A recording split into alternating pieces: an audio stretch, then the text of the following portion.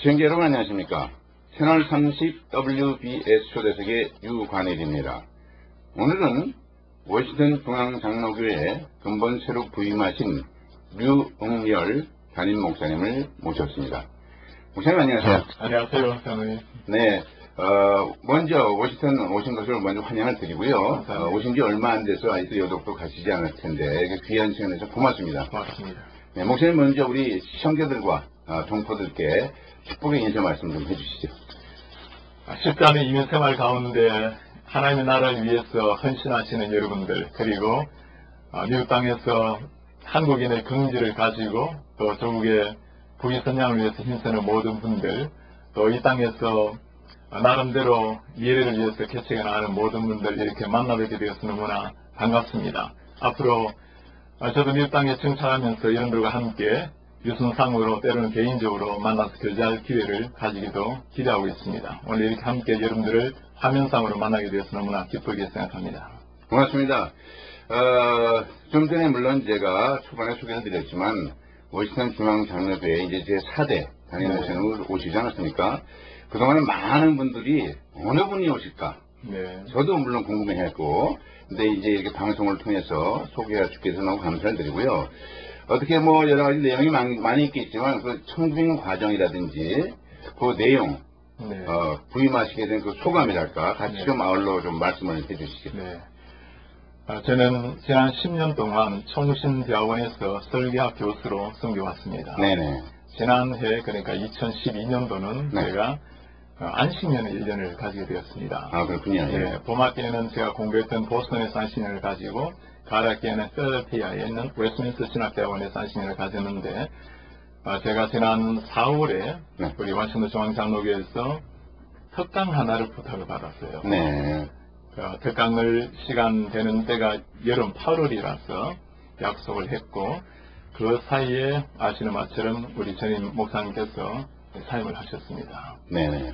제가 담임 목사님 계시지 않은 교회 가는 게 조금 조심스러워서 양해를 구했는데도 한번 토요일이고 해서 한번 가볍게 오라는 말씀에 토요일 날 순장 교육을 한번 하러 갔어요. 네네. 그것이 계기가 되어서 예. 청을 받게 되었고 8월 청을 받았으니 제가 최종 결정까지 12월 제가 말이 결정을 했으니까 한 5개월 정도 기도한 끝에 처음에는 물론 제가 미국 땅에서 목회한다라는 게 아직까지 준비가 덜 되고 또 마음이 열린 편은 아니었습니다. 시간이 갈수록 하나님께서 제 마음의 문을 열어주셨고 또 이미 목회에 대한 새로운 비전도 심어주시고 그래서 한 5개월 정도 고민과 기도 끝에 목회 하나님께서 부르심을 확인하고 결정을 하게 되었습니다. 네, 감사합니다. 그리고 이제 뭐 여기 오신 소감들이 말씀해 주셨지만 이제 어떻게 보면은 일반 뭐 목회라든지 신학대학원 교수님 같이 하나님을 섬기는 일은 뭐 다를 바가 없겠지만은 네. 일반 성도들이 볼 적에 조금 의외다 할 수도 있지 않았겠습니까? 네. 근데 어떻게 목회 현장에 이제 직접 이제 오셨는데 앞으로 어떤 목회 철학이라든지 목회 방침을 가지고 하실지 좀 말씀을 해주시죠. 네. 신학교 선생을 또 담임 목회에 대한 특별한 경험이 없는 사람을 이렇게 청해 주는 것은 네. 방금 말씀하신 것처럼 엄청난 결정이죠. 그렇죠. 예. 사실 목회할 수 있는 분들이 굉장히 많잖아요. 또 예. 너무 귀한 분들이 많이 계시고 제가 아직 부족한 사람을 이렇게 교회에서 믿고 신뢰해주고 결정을 해주셨는데 제가 가지고 있는 목회 철학이라는 것은 아주 단순합니다. 지금까지 학교에서 실천과 목회를 또 설교를 가르치면서 지향하는 것은 성경적인 목회. 한마디로 말하면 성경에 나타나 있는 예수님께서 하셨던 그 목회를 오늘 현실에서 그대로 이루어 드리는 겁니다. 예수님께서 하신 목회의 핵심이 뭐냐 하면 여러분 성경을 다 읽어보시면 쉽게 발견하시겠지만 예수님의 관심은 언제나 사람입니다. 사람 중에서도 다수의 사람이 아니고 소수의 사람. 12제자로 말하면 12제자가 집중되어 있었던 예수님의 관심. 그 말은 한 사람 한 사람이 변화되면 언젠가 저 사람들을 통해서 세계가 변화된다는 것을 주님께서 미리 아셨고 그래서 한 사람이지만 사실 한 사람이 아니라 한 사람이 천을 이루겠고 그 한 사람이 어쩌면 한 민족을 변화시킬 수 있는 한 사람이고 한마디로 말하면 사람에게 집중된 목회. 사람을 중심으로 하는 사람을 제자로 키우는 목회.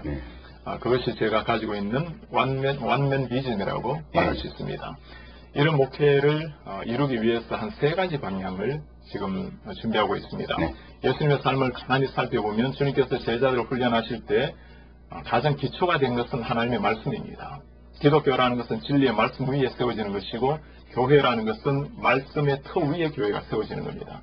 모든 성도님들 가슴속에 진리의 말씀이 기초되고 말씀이 삶으로 힘있게 나타나려면 성령의 은혜, 성령의 결핍이 필요한데 이를 위해서는 철저한 기도가 필요합니다. 그래서 말씀과 기도 훈련을 통해서 한 사람 한 사람이 제자화되어 가는 이것이 목표 철학이고 그래서 무엇을 하길 원하는가? 우리가 결국에 구해야 될 것은 하나님의 영광, 하나님 나라의 확장인데 이 모든 말씀과 기도 훈련을 통해서 한 사람 한 사람을 전도해 가서 사람을 변화시켜 네. 세상을 변화시켜 나아가는 이런 목회 철학을 지금 구상하고 있습니다. 네, 저도 아직도 기억이 나는 것이 있습니다. 중앙장로교회 그 모토 네. 중에 하나가 네. 성도를 훈련시켜 네. 세상을 변화시킨다. 네, 정확하십니다. 예, 지금 목사님께서 말씀하신 네. 그런 목회 철학과 거의 이제 일치하는 내용인데, 네. 말씀하신 대로 예수님께서 그 소수의 사람들, 네. 또 잃어버린 양 한 마리, 그렇지 않겠습니까? 그래서 지금 어떻게 보면, 기본적인 거, 본질에 충실하는 그런 내용이 아닌가 다시 한번 생각이 들어지고요.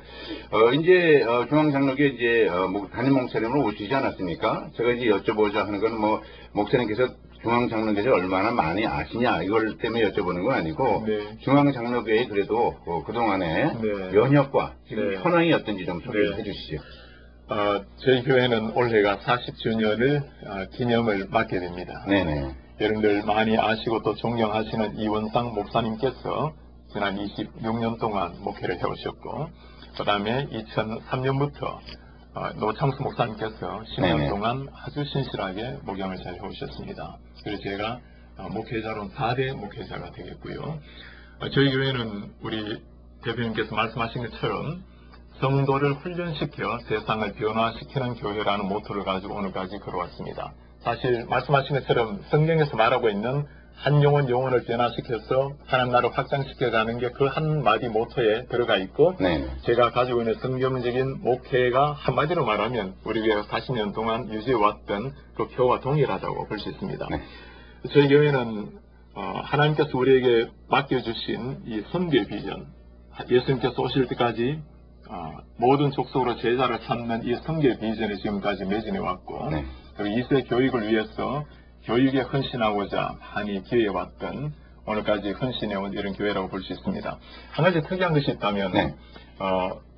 발생도 중앙장로교회가 지금까지 한 30년 정도 어쩌면 전통적 교회로 쭉 걸어왔는데 우리 노창수 목사님께서 오시면서 제자 훈련을 도입을 하셨습니다. 네. 아주 잘 정착이 되어서 사실 대형 교회라고 해버리면 단임 목사가 몇천 명을 다 상대할 수도 없고 그렇죠. 사실 숫자라는 것은 교회 건강도에 반드시 일치되는 건 아닙니다.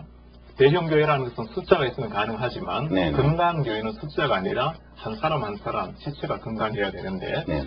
그래서 우리 전임자께서 한 사람 한 사람을 그리스도의 온전한 제자로 세워내는 이런 제자 훈련에 매진을 하셨고 네. 지금 잘 정착이 되어 있습니다. 그래서 어쩌면 전통적 교회가 소그룹 교회로 아주 성공적으로 잘 전환된 네. 이런 본보기 교회라고 할 수 있겠습니다. 네, 잘 알겠습니다. 정말 어느 지역에 대표적인 교회라는 게 따로 있는 건 아니지만 네. 그래도 이쪽 오시던 지역에서는 이제 중앙장로교회라는 그런 대표성을 가진 좀 훌륭한 교회가 있어서 동포들 자체로도 하나의 자부심을 가지고 있는데 네. 숫자만 많은 것이 아니라 이제는 소그룹으로 나눠서 제자 훈련해서 제자 훈련돼야지도 나가서 또 전도하고 또 모르는 사역을 하지 않겠습니까?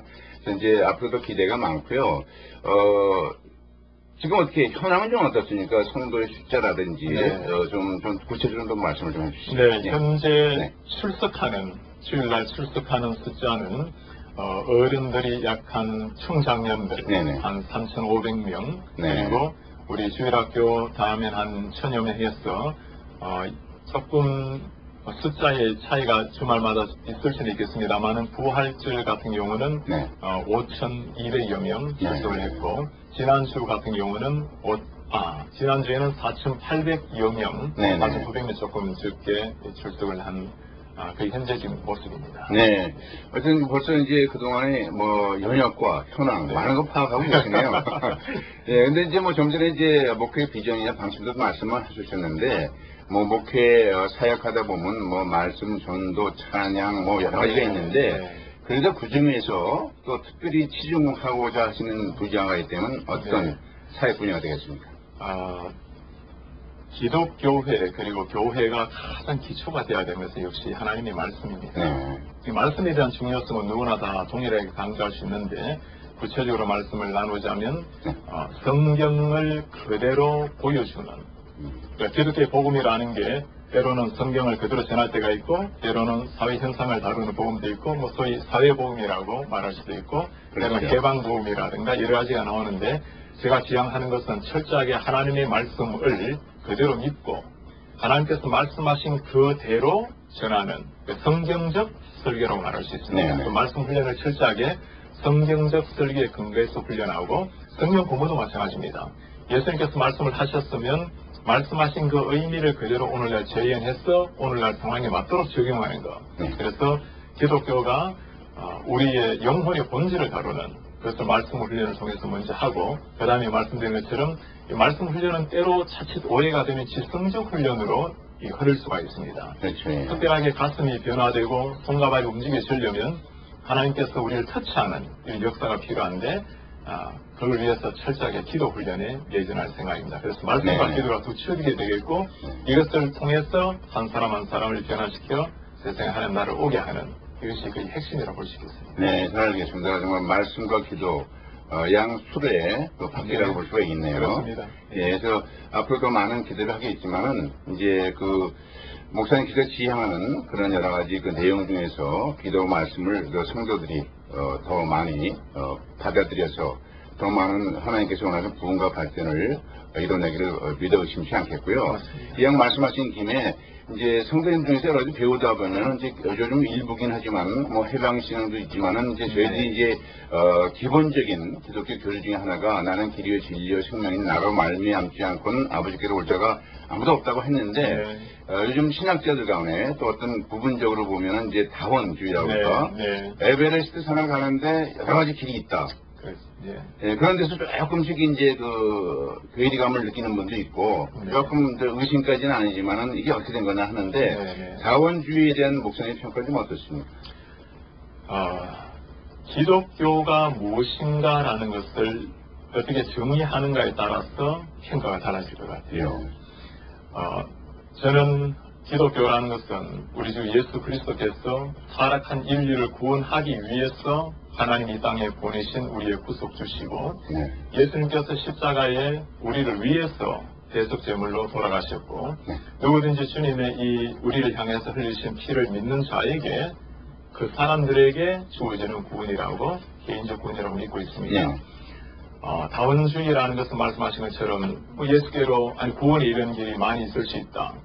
구원에 이를 수 있는 길은 성경에서 말한 그대로를 보셔야 됩니다. 천하 예수 그리스도 이외에 다른 구원을 줄 이름이 없다고 말씀했으면 그대로 우리 믿어야 돼요. 그래서 이 문제는 내가 어떤 신학을 따르는가가 아니라 내가 성경을 그대로 인정하는가 하지 않는가의 차이라고 봅니다. 성경을 그대로 인정하게 되면 예수님 이외에는 다른 길이 없는 것이고 인정하지 않게 되면 다양한 신학, 해방신학, 여성신학, 다원주의 신학 수많은 신학이 나타나게 되겠죠. 결국에는 성경관에 직결된다고 볼 수 있습니다. 저는 성경을 그대로 하나님 말씀 믿기 때문에 예수 그리스도 이외에 다른 어떤 구원을 줄 수 있는 이름도 없다고 믿고 있습니다. 네, 아주 명쾌한 해석에 감사를 드리고요.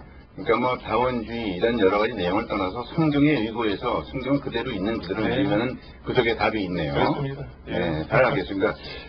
너무나 이렇게 딱딱한 질문에서 죄송한데요. 어떻게 목사님께서는 이렇게 여러 가지 뭐 목회자라는 직업으로 말할 수는 없지만은 어떻게 이렇게 목회자의 길을 또 이렇게 목회 사역 또 신학자의 길을 어떻게 되셨는지 좀 배경과 그 과정 말씀해 주시죠. 저는 신앙적 배경이 없는 가정에서 태어났습니다. 그래요? 그렇게 자랐고 전도를 받은 것이 중학교 3학년 때였습니다. 교회를 그냥 다녔지만 예수님을 모르고 다니다가 예수님을 나의 주님으로 인격적으로 체험한 것은 대학교 1학년 때였습니다. 원래 제 대학교의 전공은 영시입니다. 영문학이고 대학원에서 영시를 전공을 하고 네. 나이 30 되었을 때 제가 예수님께서 30세 알려주신 바로는 30세 공생애를 시작을 하셨는데 네네. 제 인생 또 평생은 그래 못 살아도 한 3년 정도는 예수님처럼 공생에 살아야 되겠다 생각을 하고 네. 뭘 할까 생각하던 중에 신학대학원이 3년이더라고요. 아. 원래는 하나님께서 저에게 네. 콜링도 주시고 또 목회자를 그런 마음도 주셨지만 제 삶을 3년 동안 집중적으로 주님 앞에 드리기를 위해서 신학교를 들어가게 되었고 신학 공부를 하는 가운데 하나님께서 마음을 주셔서 또 목회에 대한 마음 그리고 장차 유학에 대한 마음도 주셔서 신학 공부를 지속적으로 하게 되었습니다. 어쩌면 전혀 예상 이외에 제가 그림을 그리고 따라갔던 삶은 아닌데 하나님께서 그때그때 저에게 마음을 주셔서 신학 공부를 시작하게 되었고 과정 가운데 목회에 대한 마음도 주셨고 그 다음 신학 공부하고자 하는 마음도 주셨고 그리고 지난 10년 동안 너무나 기쁘게 만족스럽게 목회 생활을 하다가 교수 생활을 하다가 이번에도 아주 뜻밖의 하나님께서 홀링을 주셨고 기도하는 가운데 마음을 주셔서 또 모양들이 이렇게 오게 되었습니다. 네, 그 하나님의 사역이나 하나님의 그 역사는 놀랍습니다. 정말 어떻게 보면은 뭐 흔히 말하는 모태신앙 좀 많이 있는데 저희도 일반적으로 볼 적에는 좀 늦었지 않나 이렇게 생각이 드는데 물론 늦었다는 말 자체가 이제 그 해당이 되지는 않지만 성령의 역사 가운데는데요. 근데 하나님의 그 역사 가운데서 그 섭리하시는 그 속에 그 유용렬 목사님이 계셨네요. 네. 예. 어떻게 가족 소개 좀 해주시죠. 사모님 말씀도 좀 듣고 싶고 이렇게 예. 네, 고맙습니다. 저는 결혼을 굉장히 늦게 했습니다. 원래 선교에 대한 관심을 가지고 있었기 때문에 선교사로 부름을 주님께서 부르신다면 어쩌면 결혼을 하지 않을 수 있지 않을까라는 생각도 좀 했었고 그리고 잠시지만 중국의 선교사로 들어갔다가 다시 원래 박사과정을 들어갔다 휴학을 하고 선교지로 들어가게 되었습니다. 그리고 다시 공부를 마치고 교수 되고 난 다음에 좀 있다가 결혼하게 되었어요. 아 그래요? 네. 저 같은 노총각도 결혼하기 전에 보여준 경우였습니다. 제 아내는 아주 좋은 신앙적 배경에서 자라난 참 좋은 신앙적 배경 속에 훈련을 받았던 사람이고 본래 미국에서 이민했던 이민 2세라고 볼 수 있습니다. 혈관 외과로 의사를 하고 있고 아직까지 자녀는 없습니다. 네. 사모님께서 뭐 이제 여러 가지로 의사시니까 바쁘시고 시간이 없겠지만 그래도 기본적인 그 신앙적인 배경으로 인해서 많은 그 목사님의 예조를 하지 않을까 이렇게 기대하고요. 예, 그리고 뭐 이왕 말씀 나온 김에 목사님께서 이제 신학자로도 하셨지만 이제 목회 사역을 하는데 그 중에는 이제 앞으로 이제 후학들 나도 이제 뭐 신학자가 돼야 되겠다 또는 이제 목회 한번 해봐야 되겠다. 이런 이제 소원하는 부모도 계시지만 보지 않겠습니까? 뭐 목사님께서 미련이시다고 말씀하실지 모르겠지만 그래도 목회자를 지향하는 또 신학자를 지향하는 후학들을 위해서 그래도 목회자나 신학을 하려면은 기본적인 이런 어떤 소양이나 덕목은 자진의 덕목을 갖춰야 되지 않겠습니까? 그렇죠. 그걸 좀 설명해 주시죠. 신학도라는 것은 아무나 해서도 안 됩니다. 그렇죠. 또 아무나 갈 수 있는 길도 아닙니다. 그러나 정말 하나님께서 나에게 콜링을 주셨다면 안 갔어도 안 될 길입니다. 우리가 한 인생 태어나서 자신의 미래와 자신의 꿈을 펼치는 인생이 아니라 하나님께서 우리에게 가장 바라시는 그 삶을 한 인생 불태우다가 주님 앞에 가야 가장 그게 영광스럽고 주님께 영광이 될 뿐만 아니라 하나님이 원하시는 것은 우리에게도 행복이고 기쁨입니다. 그렇죠. 그래서 혹시 우리 시청자분들 가운데 신학에 대한 관심을 가지신 분이나 자녀들 중에 그런 관심이 있는 분들이라면 정말 하나님께서 나에게 이 길을 주셨는가? 이걸 좀 더 구체적으로 말씀을 드리면 이 길이 아니면 나는 아닌가? 물론 세상에 할 일이 많습니다. 의미가 있는 일이 없는 것도 아닙니다. 그러나 나에게 이 일이 아니고는 세상에 정말 재미가 없는가? 어떤 일을 하더라도 이 일 이외에 내 마음을 완전히 던질 일이 없는가? 그런 사람이 가야 될 게 신학입니다. 그리고 신학의 길을 가게 된다면 모든 것들보다도 하나님이 사랑하고 영혼을 사랑하는 그 목자 심정이 있어서 오는 것이기 때문에 신학의 문턱에 들어선다는 것은 내가 완전히 죽고 오직 예수 그리스도의 종이 되겠다라는 결단입니다. 네. 어떠한 땅 위에서의 부귀나 명예, 땅 위에서의 우선적인 우위, 상대적인 우위를 추구하려고 하는 모든 것에서 벗어나서 심지어 땅 위에 뿌리 내리려고 하는 모든 인간의 관심에서도 벗어나고 오직 하나님 앞에 내 삶을 던지고 영혼을 위해서 내 삶을 헌신하는 결단이 있을 때 신학의 문턱을 두드릴 수 있습니다. 그리고 여러 가지 요건이 다 필요하겠지만 네. 요즘은 또 한국 같은 경우는 신학교 들어오기 위해서 줄을 서고 있어요. 대수, 삼수, 오수 많습니다. 아, 그래요? 저희 예. 신학교하고만 하더라도 거의 4대1, 4명 중에 3명이 떨어져야 되는 이런 그렇군요. 상황입니다. 네. 사실 시험을 쳐서 들어오기는 하지만 네. 그러나 목회자로서 갖춰야 될 가장 중요한 것은 인품과 네. 하나님께서 우리에게 주신 덕이라고 볼 수 있습니다. 그래서 혹시 내가 평소 때 주위 사람들에게 참 당신은 예수님 향기가 나네요. 당신은 말할 때마다 예수님의 나름대로 마음이 느껴집니다. 그런 확인이 되는 사람이 네. 가능하면 신학교를 가는 게 적당하다고 볼 수 있습니다. 네.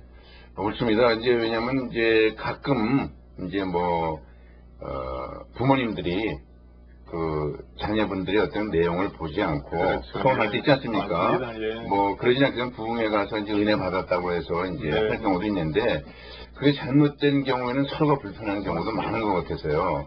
그래서 지금 목사님 말씀하신 대로 정말 자기가 십자가에 모든 걸 걸고 네. 주님 앞에 순종할 수 있는 각오가 되지 않고서는 이제 함부로 가서는 안 되고 또 본인이 피한다고도 되는 것도 아니네요. 맞습니다. 예. 그럼요. 나도 하나님의 역사 가운데서 지금 말씀하신 그런 좋은 사역들이 더 많이 나왔으면 좋겠고요.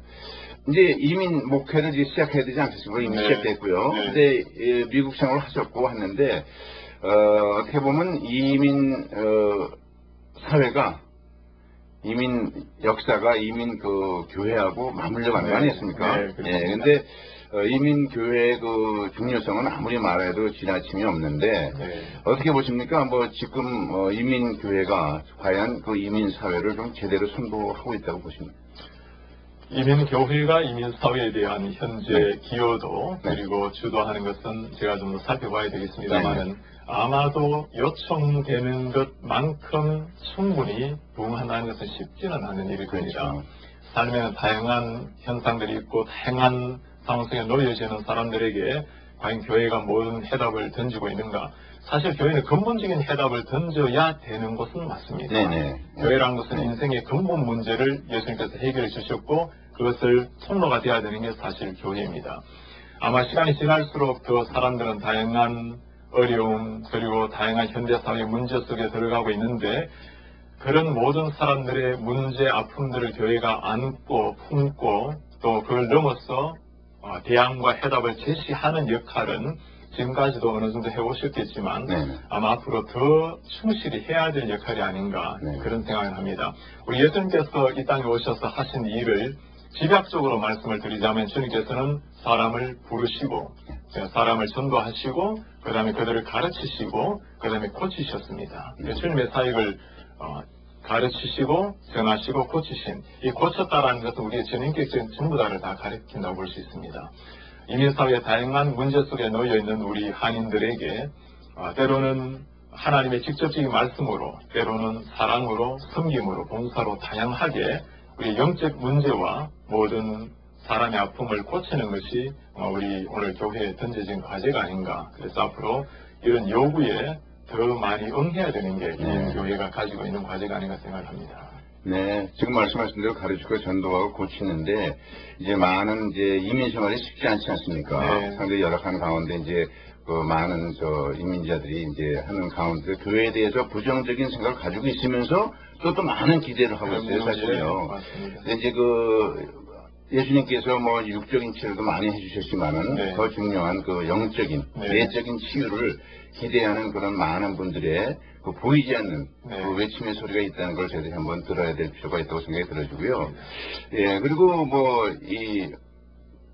그동안 질문만 드렸는데요. 이번에는 목사님께서 우리 시청자들, 네. 성도님들, 동포들께 네. 부탁의 당부가 있으면 좀 네. 얘기를 좀 말씀을 해주시죠. 네. 우리는 한번 육신으로 태어나지만 육신으로 태어나서 땅 위에서 나름대로 행복을 추구하며 다 살아갑니다.